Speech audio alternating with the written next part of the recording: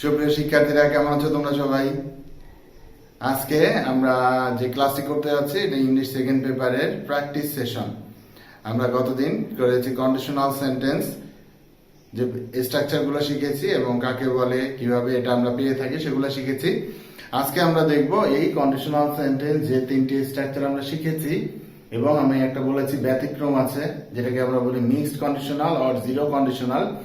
সেই চারটি conditional sentence দিয়ে 12টি সেন্টেন্সের প্র্যাকটিস আজকে আমরা দেখব। আশা করি তোমরা সম্পূর্ণ ক্লাসটি করবে এবং নিজের খাতা কলম নিয়ে প্রস্তুত থাকবে, খাতায় রুলস গুলো দেখে।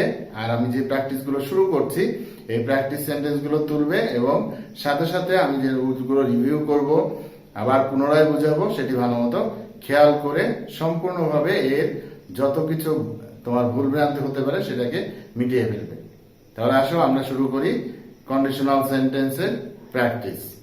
শিক্ষার্থীরা তাহলে খেয়াল করো, আমরা প্রথমে চারটি করে আমরা 3বারে জিনিসটি বোঝার চেষ্টা করব, যাতে আমরা খুব সহজে খুব ভালো মতো শিখতে পারি। তাহলে প্রথম সেন্টেন্সটি খেয়াল করো, if you read attentively you. এরকম ভাবে তোমাকে একটি ক্লজ, পুরোটা না, একটি সেন্টেন্সের অর্ধেক অংশ বা একটি ক্লজ তোমাকে পরীক্ষার প্রশ্নে দেওয়া থাকবে। তোমাকে সেটি বুঝে, যেটি কোন কন্ডিশনাল সেন্টেন্স সেটি বুঝে তোমাকে পরের অংশটুকু পূরণ করতে হবে, এবং যে পরের অংশটুকু তুমি সেন্টেন্স পূরণ করবে এটি সম্পূর্ণ তোমার উপরে। তবে তোমাকে বিশেষভাবে খেয়াল রাখতে হবে কন্ডিশনাল সেন্টেন্সটি কোন কন্ডিশনাল, এবং ওই কন্ডিশনালের হিসেবে আমাকে পরবর্তী ক্লজের উত্তরটাতে কি লিখতে হবে। তাহলে আমাদের প্রথমে আমরা শিখেছি, গতদিন আমরা স্ট্রাকচারে শিখেছি আমরা কন্ডিশনাল সেন্টেন্স কিভাবে চিনব। প্রথমত আমরা দেখব যে ক্লজটি দেওয়া আছে এটি কন্ডিশন ক্লজ নাকি রেজাল্ট ক্লজ।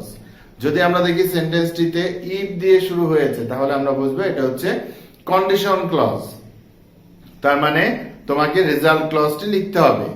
আর যদি দেখি যে ইফ দিয়ে শুরু হয় নাই তাহলে বুঝবো এটি রেজাল্ট ক্লজ, তোমাকে কন্ডিশন ক্লজটি লিখতে হবে। তাহলে আমরা প্রথম সেন্টেন্সটি কি দেখছি, ইফ ইউ রিড অ্যাটেন্টিভলি। তার মানে আমরা বুঝতে পারছি এই সেন্টেন্সে শুরু হয়েছে ইফ, যদি ইফ দিয়ে শুরু হয়েছে তার মানে এটি হচ্ছে কন্ডিশন ক্লজ। এবার আমরা দ্বিতীয় ক্ষেত্রে যাব, কন্ডিশন ক্লজটি কোন টেন্সে আছে, তাহলে আমরা বুঝতে পারবো এটি কোন কন্ডিশনাল। তাহলে আমরা এখানে দেখতে পাচ্ছি ইফ ইউ রিড অ্যাটেন্টিভলি। এবার আমাদের সমস্যা হচ্ছে এই রিড ভার্বটি present form, past form, past participle form একই, শুধু আমরা উচ্চারণের ক্ষেত্রে বলি read read, read read read, কিন্তু তুমি সেন্টেন্সে দেখে তুমি বুঝতে পারবে না। তাহলে এখন যদি আমরা এই সেন্টেন্সটিকে হিসাব করতে যাই ফার্স্ট কন্ডিশনাল নাকি সেকেন্ড কন্ডিশনাল, তাহলে আমাদের কি বুঝতে হবে, সেন্টেন্সটির অর্থ কি বোঝাচ্ছে। ইফ ইউ রিড অ্যাটেন্টিভলি, তুমি যদি মনোযোগ দিয়ে পড়ো, তাহলে আমরা কি ধরে নিব, এটি একটি ইউনিভার্সাল ট্রুথ বা অভ্যাসগত সত্য বোঝাচ্ছে, তার মানে এটি হচ্ছে প্রেজেন্ট টেন্স। তাহলে আমরা সেই হিসাবে ফার্স্ট কন্ডিশনাল ধরেও করতে পারি, আবার যদি ধরি এটি অভ্যাসগত সত্য, মিক্সড কন্ডিশনাল হিসেবেও করতে পারি। তবে অভ্যাসগত সত্যগুলো চিরসত্য বাক্যের ক্ষেত্রে বেশি প্রযোজ্য। তাহলে আমরা এখানে দেখতে পাচ্ছি ইফ ইউ রিড অ্যাটেন্টিভলি, আমরা এখানে প্রেজেন্ট ধরেই করব। তুমি যদি পাস্ট ধরেও করো তাহলে কোনো সমস্যা নেই, তবে প্রেজেন্ট ধরে করাটাই বেটার হবে। তুমি যেভাবেই করো অসুবিধা নেই। তাহলে আমরা এখানে দেখছি ইফ ইউ রিড অ্যাটেন্টিভলি, তাহলে আমরা ইউ সাবজেক্ট দেখতে পাচ্ছি। তাহলে এখন আমরা কি আনবো, অবশ্যই পাঁচটি যে মডেল আমরা শিখেছি, would, will, may, can, shall, must, অথবা would, should, might, could, must. এই 5টি সেন্টেন্সের প্রেজেন্ট অথবা পাস্ট তুমি দুটোই আনতে পারো, কারণ আমরা এখানে দেখতে পাচ্ছি আমরা রিড ভার্বটি প্রেজেন্ট অথবা পাস্ট দুই ক্ষেত্রে বোঝাইতে পারে। তাহলে আমরা যদি বলি ইফ ইউ রিড অ্যাটেন্টিভলি, তুমি যদি মন দিয়ে বলো কি হইতে পারে ইউ, আমরা এবার সেন্টেন্সটি কি লিখবো সেটা বুঝে নিতে হবে। তাহলে কি হইতে পারে, ইউ উড বা will get a good result, you will learn a lot, you will have a good job. এই ধরনের সেন্টেন্স যেটা আমরা পড়াশোনা করলে তার রিলেটেড রেজাল্ট কি হইতে পারে, বা পড়াশোনার ক্ষেত্রে যদি তুমি পড়াশোনা করো তাহলে তার ফলে কি হইতে পারে, এরকম কোন একটি সেন্টেন্স যুক্তিগত তুমি নিয়ে আসলে হবে। শুধু মাথায় রাখতে হবে আমার যেন সেন্টেন্সের ভার্বের যে রূপটি আমার ব্যবহার করার কথা এটি যেন কোনোভাবে ভুল না হয়, কারণ ওই ভার্বটুকুর উপরেই তোমার সম্পূর্ণ মার্কটি ডিপেন্ড করবে। সেন্টেন্সের মিনিংটি একটু মানানসই হলেই হবে, বিভিন্ন ধরনের হতে পারে। তুমি একটা লিখলে তোমার ফ্রেন্ড আরেকটা লিখলো, অন্য কেউ আরেকটাও লিখতে পারে, কি ওটা নিয়ে ম্যাটার না, কিন্তু ম্যাটার হচ্ছে এখানে ভার্বের রূপটা বা স্ট্রাকচারটা কি ঠিক আছে কিনা। ইউ এর পরে আমরা যদি প্রেজেন্ট টেন্স ধরি তাহলে আমরা কি লিখতে পারি, you will get good marks. আর যদি পাস্ট টেন্স ধরি তাহলে আমরা কি লিখতে পারি, you would get good marks. তাহলে তুমি যে কোনো অপশনে লিখতে পারো, তবে আমি যেহেতু বলেছি এটি একটু অভ্যাসগত জিনিস বোঝাচ্ছে বা চিরসত্য টাইপের, তাহলে আমরা এখানে প্রেজেন্ট হিসেবেই ফার্স্ট কন্ডিশনের উত্তরটি করি। তাহলে দেখো, you will get good marks. এবং তোমাকে পরীক্ষাতে এইভাবে যদি তুমি আন্ডারলাইন করে দাও তাহলেও ভালো হয়, যদি এমনি রাখো তাও সমস্যা নেই। তবে যেহেতু আমাদের খাতাটি সম্পূর্ণভাবে এক পেজে, আমরা এক লাইনে অনেকখানি লিখতে পারি, টানা তুমি লিখলে সবচেয়ে সুবিধা হয়। এখানে তুমি উইল গেটের জায়গায় উড গেটও করতে পারো, মাইট গেট বা মে গেট, ক্যান গেট অথবা কুড গেট, যেটি করো সেটাই হবে, কোনো সমস্যা নেই। এবার আসো দ্বিতীয়টি বলছে they might help you if you, they might help you if you. তাহলে আমরা প্রথম নিয়মটাতে দেখলাম কি, প্রথমে উদাহরণে বলেছি যে আমি দেখবো আগে যে এটি ইফ ক্লজ দেওয়া আছে নাকি রেজাল্ট ক্লজ দেওয়া আছে, কন্ডিশন দেওয়া আছে নাকি রেজাল্ট দেওয়া আছে। তাহলে আমরা প্রথমটা দেখেছিলাম যে ইফ দিয়ে শুরু হয়েছে, তার মানে এটি কন্ডিশন ছিল। এবার আমরা দ্বিতীয়টাতে দেখতে পাচ্ছি কি, দে মাইট হেল্প, তার মানে এখানে ইফ দিয়ে শুরু হয়নি, সাবজেক্ট দিয়ে শুরু হয়েছে এবং ইফটা আছে সেন্টেন্সের মাঝখানে। তাহলে আমরা এটা পেয়েছি রেজাল্ট ক্লজ। তাহলে আমাদেরকে এবার লিখতে হবে কন্ডিশন ক্লজ। তাহলে রেজাল্ট ক্লজটা যেহেতু আছে মাইট হেল্প, তাহলে আমরা বুঝতে পারছি মাইট হেল্প ভার্বের পাস্ট বা মডেলের পাস্ট ফর্ম আমরা জানি কোনটাতে থাকে, মডেলের পাস্ট প্লাস ভার্বের প্রেজেন্ট ফর্ম।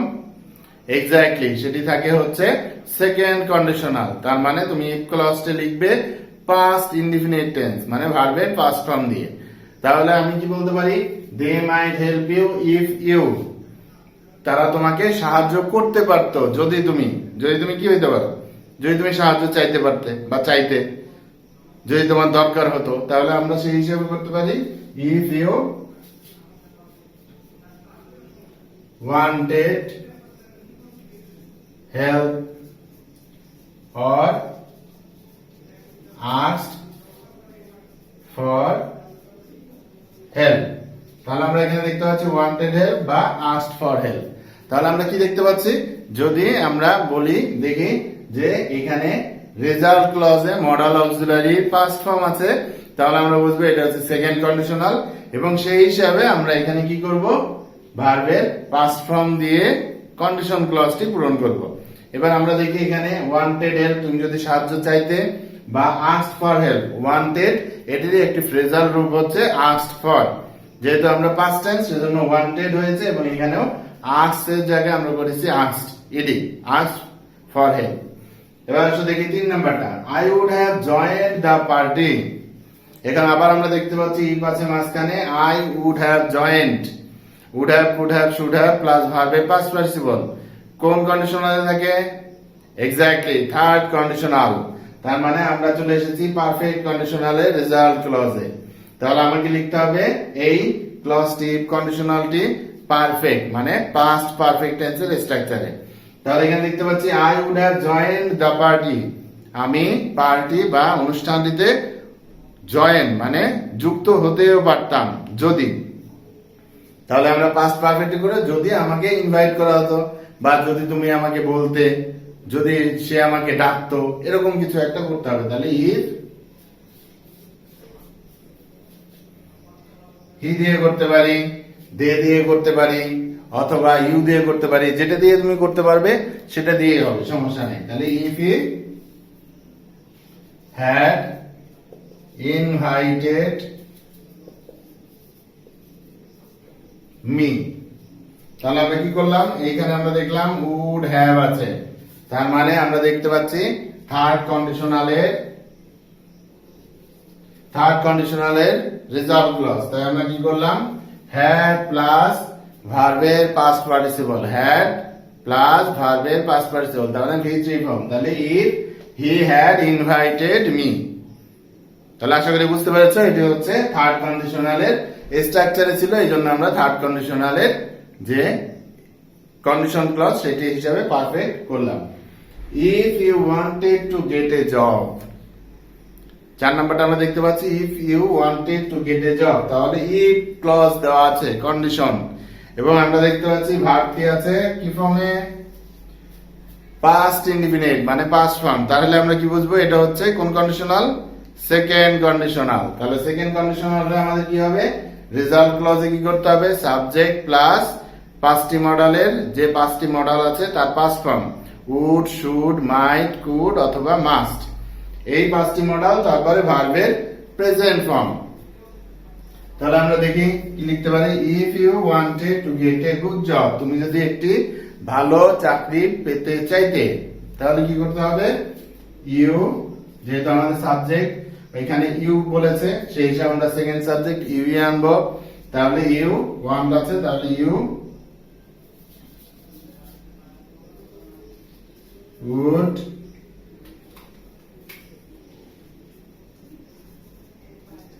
study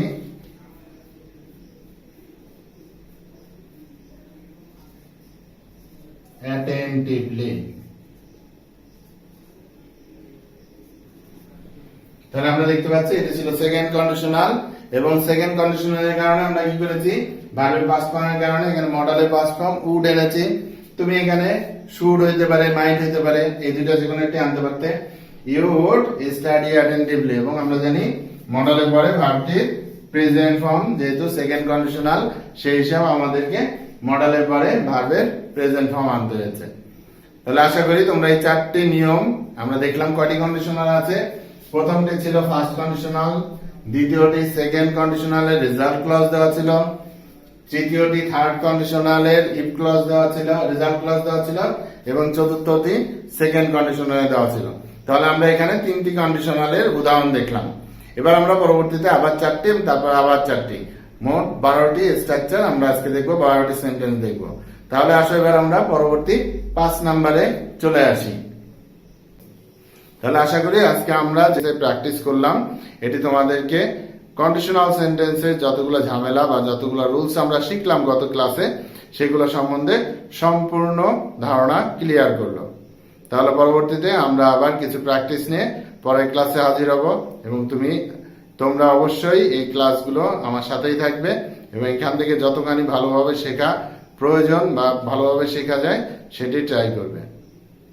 তাহলে আজকের মতো এই পর্যন্তই, সবাই সুস্থ থাকো এবং পরবর্তী ক্লাসে জন্য অপেক্ষা করো। পরবর্তী ক্লাসে আমরা আবার একটি প্র্যাকটিস সেশন নিয়ে, বোর্ড প্রশ্নের উপরে প্র্যাকটিস সেশন নিয়ে হাজির হব।